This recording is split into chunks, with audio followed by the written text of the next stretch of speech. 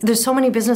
owners out there that just get so engrossed in doing that they don't even notice the people that they're working with. So how do you recognize the people that are there and help them make their work more fun? What are the little things that you can do that make a big difference by caring about them, by creating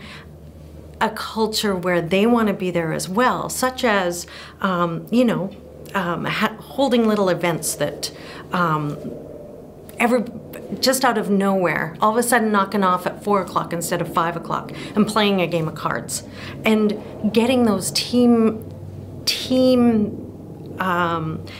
involved and helping them grow together as a team, get to know each other. I have an analogy of, I can't remember which curling team it was at the Olympics, but they had a Canadian coach go over, and the Canadian coach was amazed that these 4 curlers didn't even know anything about each other outside of work. And that's really important, is getting them, if they're going to be together all day, help them